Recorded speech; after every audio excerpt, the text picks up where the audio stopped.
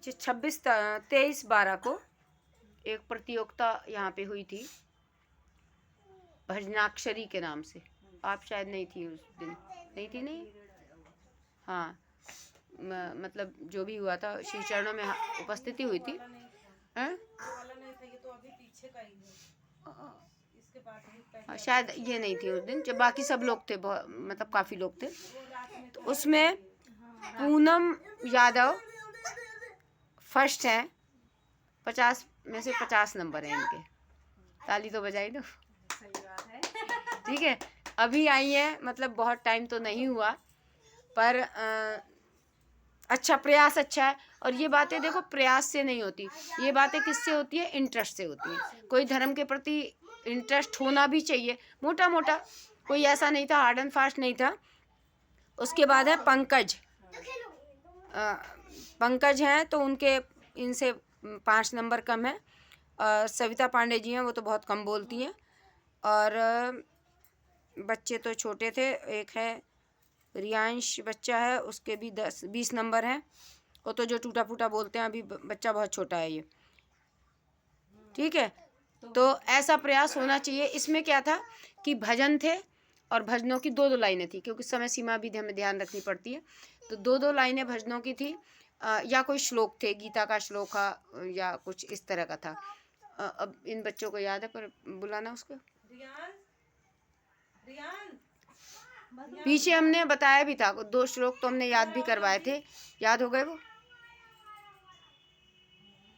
एक तो था परित्राणाय साधूनाम विनाशाय च दुष्कृताम। ठीक है, और ये तो उसको भी श्लोक तो उसको भी याद है, हम ही ज़्यादा समय नहीं दे पाते उस बच्चे को। चलिए, अच्छी बात है, ये बहुत अच्छा लगा कि चलो कुछ से कुछ तो। बेटा गीता का श्लोक सुनाइए, आप लिख तो नहीं पाएंगे, सुना दो। परित्राणाय, सुनाओ, जोर से बोल के सुनाइए, मुझे सुनाई कम आती है। हाँ शाबाश, हाँ हाँ शाबाश। धर्म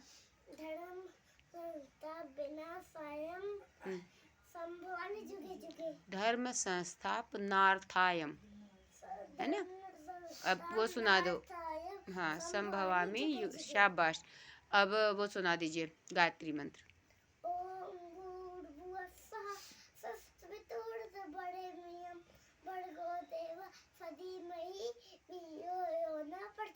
शाबाश। इस बालक की उम्र अभी 3 साल है।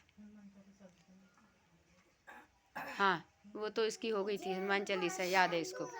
ठीक है, तो ये अच्छी बात है। मैं हमेशा बोलती हूँ कि बच्चे का पूरा पेज होते हैं, जो आप लिखोगे वही आप पढ़ोगे बाद में। और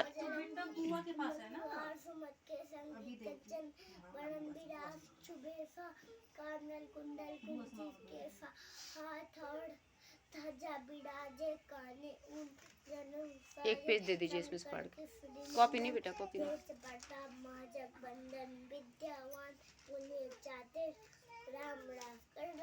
राम काट के, शाबाश। ताली बजाओ भाई इस बच्चे के लिए। देखो ताली बजानी। अच्छा, एक बात और हम कह रहे हैं, अब जो कल नया साल चलने वाला है, कल ही है ना, वो हमारा तो नहीं है, पर बहुत से लोग मनाते हैं। हम लोगों का तो चैत्र में शुरू होता है, पहले नवरात्रि वाले दिन। ठीक है, कोई ठीक से खाना भी नहीं बनाने की कोशिश कर रहा है, कैसा नया साल है। कोई कह रहा चावल बना लो, कोई कह रहा ठंड इतनी है। सही बात है। और हमारे नवरात्र वालों के दिन सरसों फूलती है, हर चीज़ हर जगह खुशहाली होती है। ये संत लोग भी बताते हैं, महाराज लोग भी बताते हैं, पर हम लोग करते वही हैं, फिर भी वही का वही करते। कितना भी प्रयास कर लें हम, पर कॉपरेशन नहीं मिलता। जैसे कि सेंटा क्लास का रूप बनाते, ऐसे हम लोग रामचंद्र जी का भी रूप बना सकते हैं, बच्चों को ले जा सकते हैं। घर से निकलना ही नहीं चाहते, तो कृपा करके कल हम। नहीं, खराब तो नहीं है कॉफी।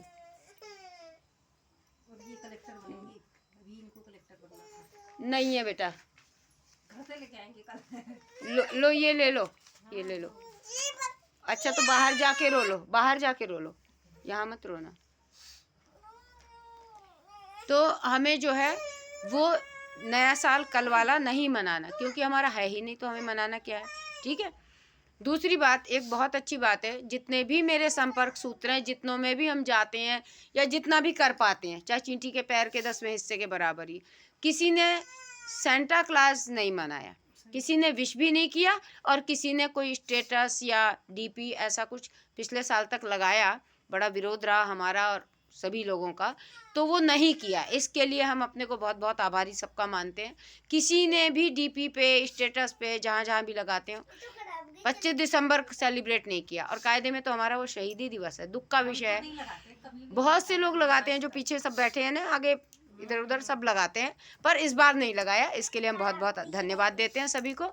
और इसी प्रकार से आशा करूंगी कि ये जो 1 जनवरी आ रहा है, ये अंग्रेजों का कुछ हो सकता है, हमारा कुछ नहीं है।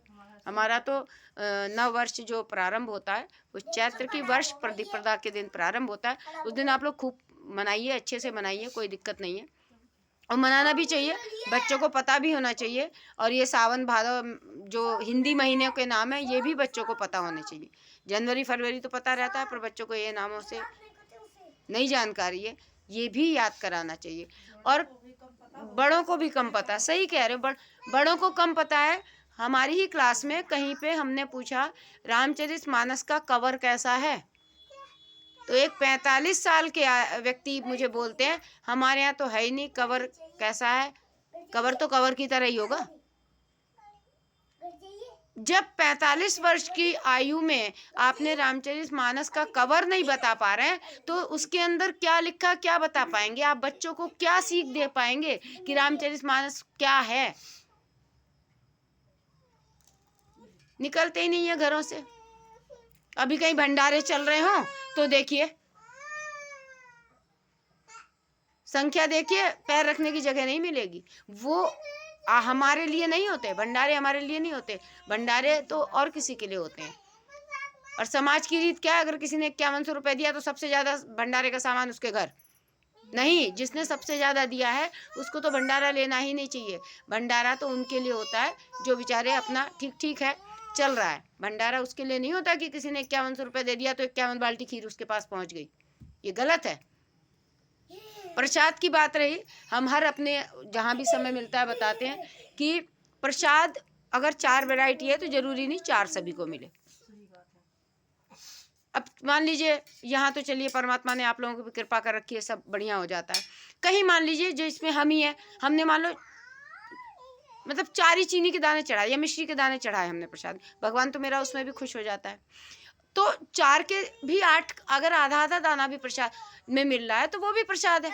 प्रसाद की कोई क्वांटिटी थोड़ी ना होती है।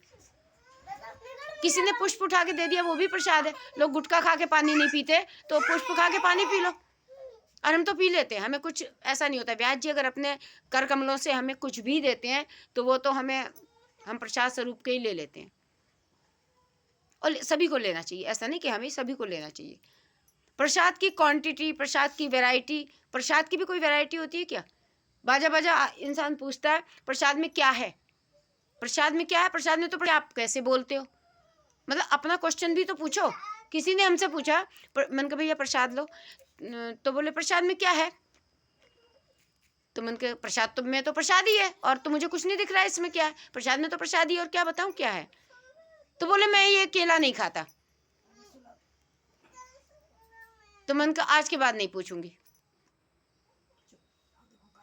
तो दूसरा टाइट बोलता है, हो सकता है आप लोगों को लगता हो टाइट है, पर अपना क्वेश्चन भी तो देखो, प्रसाद में क्या है। आप जब वैरायटी देख रहे हैं तो एक 2 साल का बच्चा तो वैरायटी देखेगा ही। प्रसाद तो प्रसाद है, प्रसाद में कोई वैरायटी थोड़ी ना होती है। तो आज की परीक्षा पूर्ण हो गई, और भी जहाँ जहाँ होगी। तो ये लगभग पीछे 23 व्यक्ति बैठे थे, और उसमें एक पंकज भैया आते हैं हमारे यहाँ, उनकी माताजी का प्रथम स्थान था। 23 व्यक्ति थे इससे पहली वाले परीक्षा में, ये अंतिम पेपर है। इसके बाद में फिर मतलब शुरू करेंगे, जनवरी तारीख से ही शुरू करेंगे, और वो जनवरी फरवरी मार्च वो सिस्टम सेमेस्टर वाइज इस टाइप से करते हैं।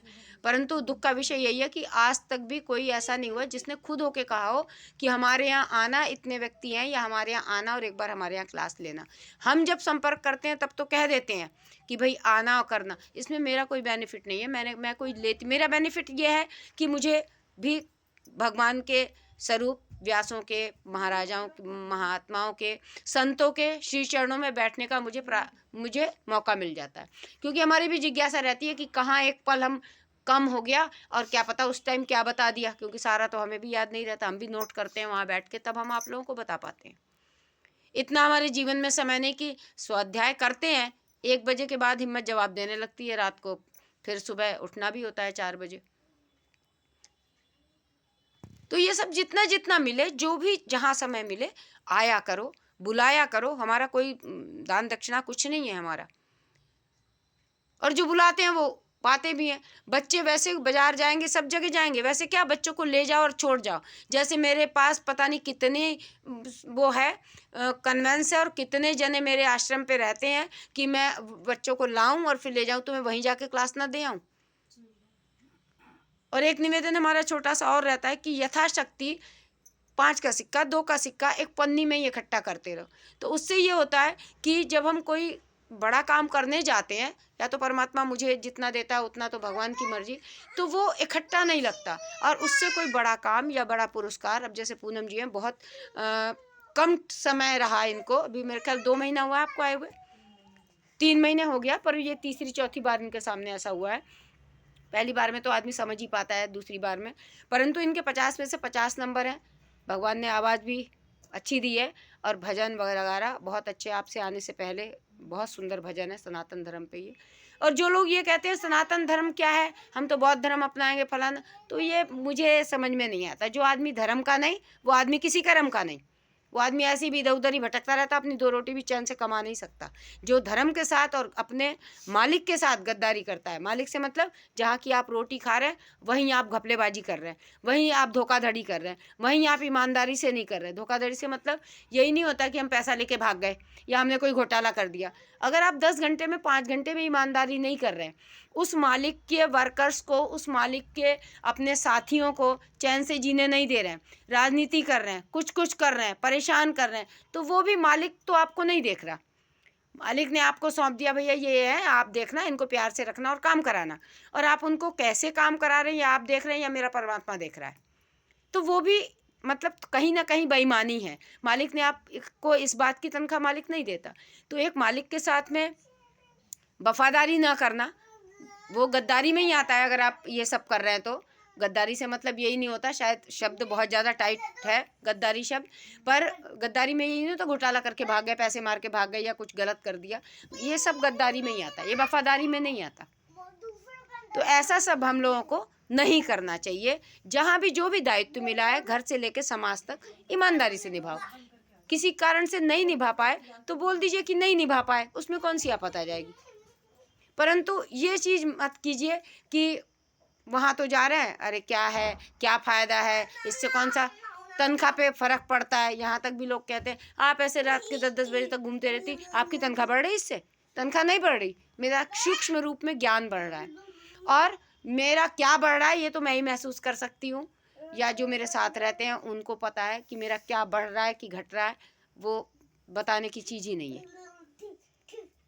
इतने बड़े संतों के बीच में मुझे उनके दर्शन का सौभाग्य मिल रहा है, इससे बड़ा और क्या हो सकता है।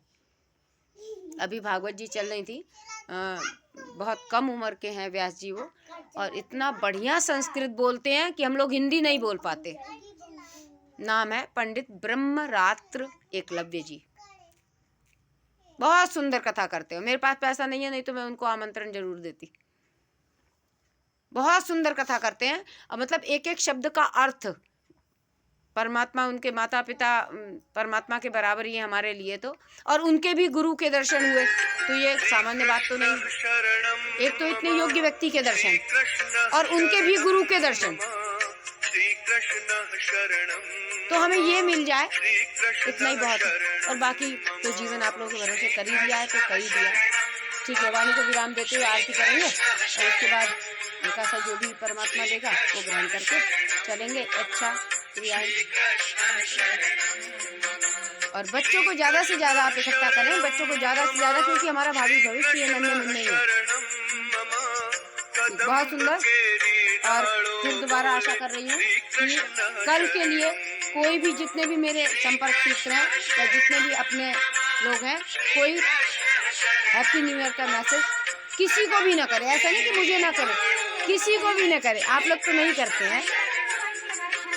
वो स्वरवेद का उस दिन जिक्र था, स्वरवेद के उपाध्यक्ष ने लगा रखा था पिछले साल, हैप्पी क्रिसमस। अरे तुम स्वरवेद और महान वेद की तो बात कर रहे हो, पहले अपने 4 वेद पढ़ लो, जहाँ से सृष्टि का सृजन है वो पढ़ लो, और फिर स्वरवेद तो किसी व्यक्ति विशेष ने लिखा होगा।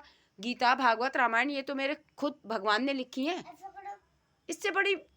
और फिर स्वरवेद में आप हैं, मान लीजिए, सम्मान हर उसका करना चाहिए। स्वरवेद में सब अच्छी बातें लिखी हैं, स्वरवेद मैंने नहीं पढ़ा तो मैं उसके बारे में बहुत ज़्यादा नहीं जानती। मान लिया कि स्वरवेद को आप मानते हैं, तो स्वरवेद ये कहता है कि तुम हिंदू से क्रिश्चियन बन जाओ, तुम पहले हिंदू तो बनो। स्वरवेद और बड़ी बड़ी बातें तो बाद में करना, पहले आप हिंदू तो बनिए, सनातनी तो बनिए। हिंदू तो खुद शब्द हमारा नहीं है, हम लोग सनातनी हैं, आर्य हैं, आर्यवर्त में रहते थे तो सब लोग आर्य कहलाते थे। आर्य मतलब श्रेष्ठ, और सनातन संस्कृति इतनी श्रेष्ठ है। अभी भजन ने इसने गाया, बिटिया ने, पूनम ने, कि एक एक वर्ड बाय वर्ड यूट्यूब पे भी अगर हम देखते हैं तो अच्छे भजन देखें, संस्कृति से जुड़े भजन देखें।